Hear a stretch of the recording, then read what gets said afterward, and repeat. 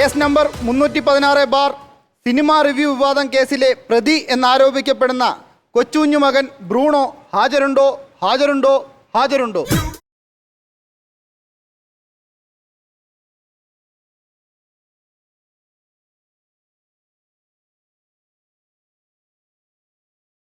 കോടതി മുമ്പാകെ സത്യം മാത്രമേ ബോധിപ്പിക്കുകയുള്ളൂ. ഞാൻ സത്യം മാത്രമേ പറയൂ. അതിന് ഡയറി ഡയറിയോ?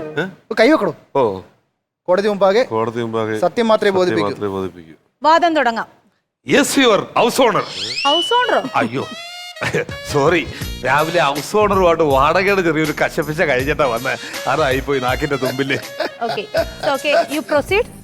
താങ്കൾ ചിരിക്കണ്ട, ഇനി ഒരുപാട് അബദ്ധം ഇനി ഇവിടെ കയറി പറയാനുള്ളതല്ലേ. ബ്രൂണോ, അതെ അതെ, അതല്ലേ പേര്? ഓ, ഈ സോഷ്യൽ മീഡിയയിലും എല്ലാം ബ്രൂണോ എന്നുള്ള പേരല്ലേ എല്ലാത്തിലും? ഇപ്പം ബ്രൂണോയുടെ കേസ് ഇവിടെ എന്താണ് ബ്രൂണോക്ക് അറിയാമല്ലോ. മലയാള സിനിമയെ ഇറങ്ങിയ സിനിമ അന്നത്തെ ദിവസം തന്നെ റിവ്യൂ ഇട്ട് നശിപ്പിച്ചു എന്നുള്ളതാണ് നിങ്ങളുടെ കേസ്. സ്വന്തമായ ഒരു യൂട്യൂബ് ചാനലുണ്ട്. എന്താണ് ചാനലിന്റെ പേര്? ചേന. അതെന്താ ഈ ചേനയെന്ന് പേരിടാൻ കാര്യം? ഈ ചില കാര്യങ്ങൾ കാണുമ്പോഴും കേൾക്കുമ്പോഴും ഉണ്ടല്ലോ എനിക്ക് ചൊറിഞ്ഞ് കയറി വരും. അങ്ങനെ ഞാൻ തന്നെ സ്വന്തമായിട്ടിട്ട പേരാണ് ചേന. അപ്പൊ ഈ റിവ്യൂ പറഞ്ഞു കഴിയുമ്പോ ഈ ചൊറിച്ചിൽ എങ്ങനെ ഉണ്ടാവും? കുറച്ചൊക്കെ അങ്ങ് മാറും. പറഞ്ഞു കഴിഞ്ഞാൽ ചൊറിച്ചില് മാറും. ഈ സിനിമയെ കുറ്റം പറഞ്ഞല്ലാതെ, അല്ലെങ്കിൽ സിനിമയെ മോശമായിട്ടോ അല്ലെങ്കിൽ നല്ലതായിട്ടോ എന്തോ ആയിക്കോട്ടെ, ഈ സിനിമയെ കുറിച്ചല്ലാതെ മറ്റെന്തെങ്കിലും കാര്യത്തിനെ കുറിച്ച് താങ്കൾ തന്റെ ചാനലിൽ റിവ്യൂ ഇടാറുണ്ടോ? ഇഷ്ടംപോലെ. എല്ലാത്തിനും ഇടും.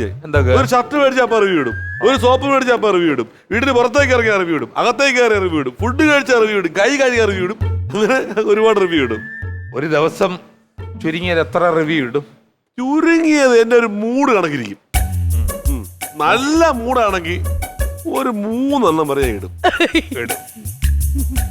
ഇട്ട റിവ്യൂവിൽ ഏറ്റവും കൂടുതൽ ഇഷ്ടപ്പെട്ട റിവ്യൂ ഏതാണ്? അച്ഛനെ കുറിച്ച് ഇട്ട. അച്ഛനെ കുറിച്ച് റിവ്യൂ ഇട്ടോ? ബഹുമാനപ്പെട്ട കോടതി നോട്ട് ദ ബേസ്, സ്വന്തം അച്ഛനെ കുറിച്ച് വരെ റിവ്യൂ ഇട്ടിരിക്കുകയാണ്. അച്ഛനെ കുറിച്ച് എന്ത് റിവ്യൂ ആണ് ഇട്ടിരിക്കുന്നത്? അച്ഛനെ കുറിച്ച് ഇട്ട റിവ്യൂ എന്ന് പറഞ്ഞാൽ അച്ഛൻ നല്ലൊരു അച്ഛനല്ല. അച്ഛൻ ഇങ്ങനെ കഴപ്പണം കിട്ടതായി പോയിട്ടാണ് ഞങ്ങളൊക്കെ ഇങ്ങനെ വളർന്നത്. അച്ഛന് പകരം വേറെ ഏതെങ്കിലും അച്ഛനായിരുന്നെങ്കിൽ എന്ത് നല്ലതായിരുന്നു ഞങ്ങളുടെ ജീവിതം. അച്ഛൻ നല്ലതല്ലാത്തത് കൊണ്ടാണ് ഞങ്ങൾ അമ്മ രാജകുമാരിയെ പോലെ ജീവിക്കാത്തത്. അങ്ങനെയാണ് ഞാൻ റിവ്യൂ ഇട്ടത്. എന്നിട്ട് ഈ അച്ഛനെ കുറിച്ച് റിവ്യൂ ഇട്ടിട്ട് ആരെങ്കിലും ലൈക്കോ കമന്റോ അങ്ങനെ ചെയ്തു വന്നു? ആദ്യത്തെ ലൈക്കും കമന്റും അടിച്ചത് അമ്മയാണ്. അമ്മ ഇങ്ങനെ കമന്റ് പറഞ്ഞു, എന്റെ പൊന്നുമക്കളെ ഇപ്പോഴാണ് എന്റെ കണ്ണ് ഉറപ്പിച്ചതെന്ന്. അന്ന് തന്നെ അമ്മ ഡൈവോഴ്സ് പെറ്റീഷൻ കൊടുത്ത് ഡിവോഴ്സ് ആവുകയും ചെയ്തു. ബഹുമാനപ്പെട്ട കോടതി ഒരു കാര്യം നോട്ട് ചെയ്യണം. കാരണം തന്റെ യൂട്യൂബ് ചാനൽ കൊണ്ട് ആദ്യം സ്വന്തം കുടുംബം തന്നെ വഴിയാധാരമാക്കിയിരിക്കുകയാണ്. അച്ഛനും അമ്മയും രണ്ടാക്കി പിരിച്ചിരിക്കുകയാണ് അദ്ദേഹം തന്റെ ചാനലിലൂടെ. Objection your honour. Objection sustain. ഈ നിൽക്കുന്ന എന്റെ കക്ഷി സ്വന്തം അച്ഛനാണെങ്കിൽ പോലും കർത്തവ്യത്തിൽ കറക്റ്റ് അല്ലാത്തതുകൊണ്ട് അതാണോ പറഞ്ഞത്? അതാ ഞാൻ ഉദ്ദേശിച്ചത്. ഭക്തിഗാനത്തിൽ കറക്റ്റ് അല്ലാത്തല്ല, കർത്തവ്യത്തിൽ കറക്റ്റ് അല്ലാത്തതുകൊണ്ട് പ്രതികരിച്ച ഏക മകനാണ് സത്യസന്ധനായ ഈ ബ്രൂണോ. ഇത്രയും പറഞ്ഞ പോലെ ഉറങ്ങിയോട്ടെ. ഒരു കാര്യം ചെയ്യണം, അദ്ദേഹത്തിന്റെ അച്ഛനെ ഒന്ന് വിസ്തരിക്കണം ബഹുമാനപ്പെട്ട കോടതി. ഒന്നാം സാക്ഷി പ്ലാപ്പറമ്പിൽ പൗലോസ് മകൻ കൊച്ചുകുഞ്ഞ് ഹാജരുണ്ടോ ഹാജരുണ്ടോ ഹാജരുണ്ടോ?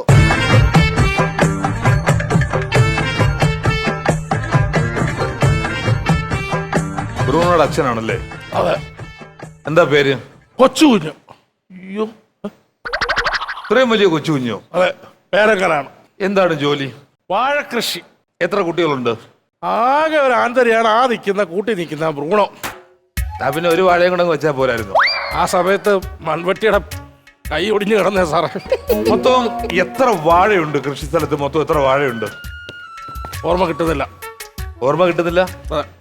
ഓർമ്മശക്തിക്ക് വലിയ ചന്ദനാദി നല്ലതാ. അങ്ങനെ കഫക്കെട്ടിലുള്ള ഒരു മരുന്നൂടെ സാറ് പറഞ്ഞതാ. ഇത് വൈദ്യശാലയല്ല കേട്ടോ, അങ്ങനെ പറഞ്ഞു തരാൻ. ഓർഡർ. തന്റെ ഈ നിൽക്കുന്ന മകൻ സിനിമ റിവ്യൂ ഇട്ട് ഒരുപാട് വിപ്ലവങ്ങൾ സൃഷ്ടിക്കുകയാണ്. അത് അറിയാറുണ്ടോ? അറിയാറുണ്ട്. തന്റെ മകന് ഈ റിവ്യൂ ഇടുന്നതിനെ പറ്റി, തന്റെ മകനെ പറ്റി എന്താണ് അഭിപ്രായം? എന്റെ മോനായോണ്ട് പറയുമല്ല കേട്ടോ, പക്ക സൈക്കോയാ സാറേ. ഇവന്റെ കയ്യിലിരിക്കുന്ന തോന്നിവാസങ്ങൾ എന്തൊക്കെയാണ് സാറിന് അറിയാം? സ്വന്തം അച്ഛൻ തന്നെ പറയുകയാണ് സൈക്കോ ആണെന്ന്. എന്ത് സൈക്കോത്തരങ്ങളാണ് മോൻ കാണിക്കുന്നത്? എന്തെങ്കിലും ഒരു സൈക്കോത്തരം മോന്റെ പറയൂ. അമ്മയുടെ മീറ്റിംഗ് ആണെന്നും പറഞ്ഞുകൊണ്ട് മാധ്യമക്കാരെ മുഴുവനും വീട്ടിൽ വിളിച്ചു വരുത്തിയിട്ട് സ്വന്തം അമ്മയുടെ കുടുംബശ്രീ മീറ്റിംഗ് കാണിച്ചു കൊടുത്തു.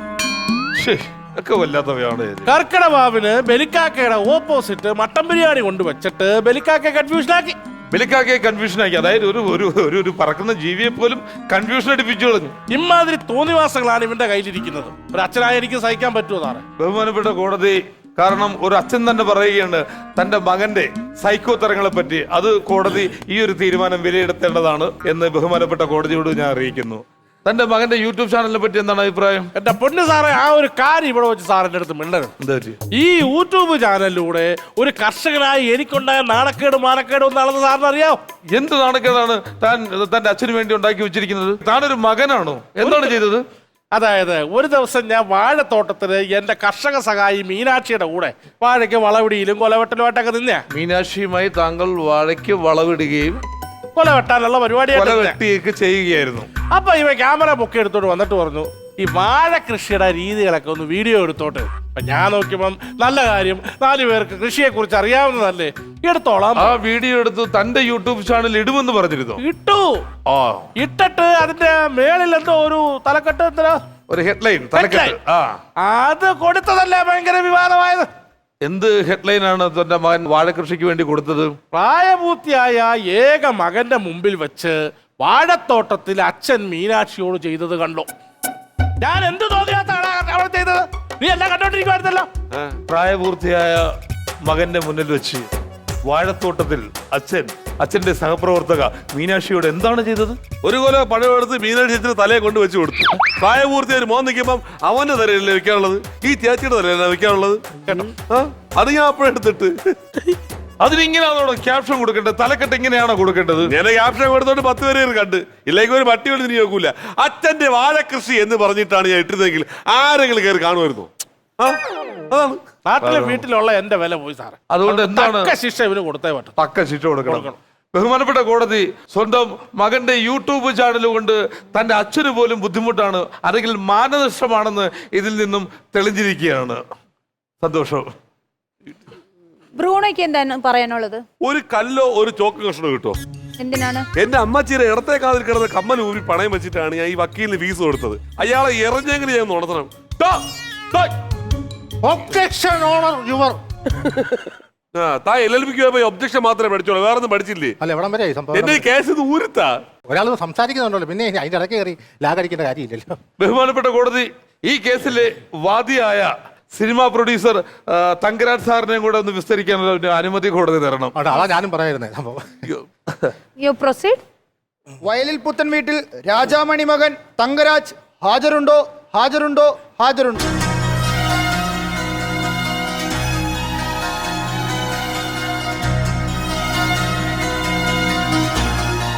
തങ്കരാജ് സാർ അതെ, സിനിമാ പ്രൊഡ്യൂസർ. അതെ.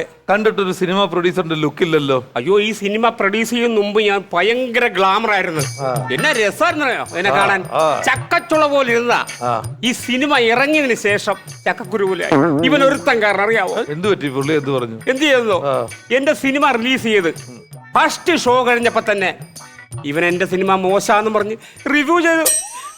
ഒരു മനുഷ്യൻ ഇപ്പൊ സിനിമ കാണുന്നില്ല, ആരും കാണുന്നില്ല. തീർച്ചയായിട്ടും നമുക്ക് അറിയാവുന്ന ഒരു കേസാണ്. ഒരു പ്രൊഡ്യൂസറിന്റെ ആ ഒരു രോദനം കേൾക്കണ്ടേ? എന്താണ് കയ്യിലിത്? ഭക്ഷണം.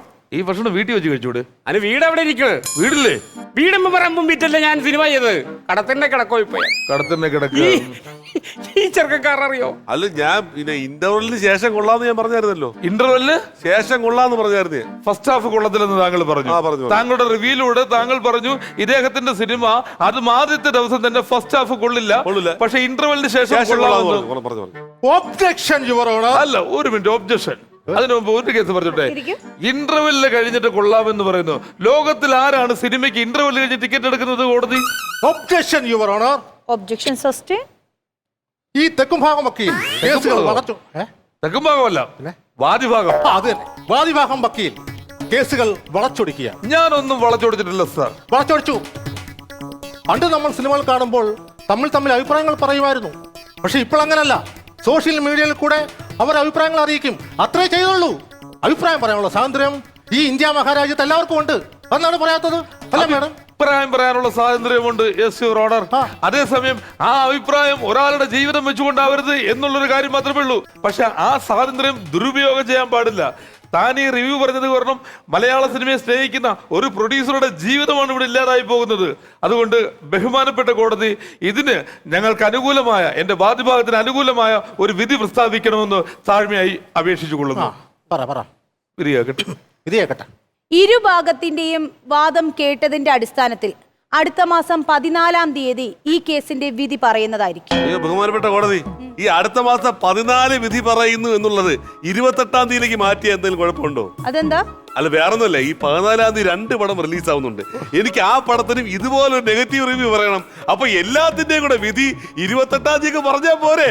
ബഹുമാനപ്പെട്ട കോടതി, 14-ാം തീയതി വരെ കാത്തിരിക്കാൻ എനിക്ക് ക്ഷമയില്ല. ഇവന്റെ വിധി ഞാൻ തന്നെ തീർപ്പാക്കാം. കണ്ടന്റ് കിട്ടി, അടുത്ത വീഡിയോയ്ക്കുള്ള കണ്ടന്റ് കിട്ടി. കോടതി മുറിയിൽ യുവാവിനോട് ചെയ്തത് എന്താണെന്ന് കണ്ടാൽ നിങ്ങൾ ഞെട്ടും. നീ ഞൊട്ടും.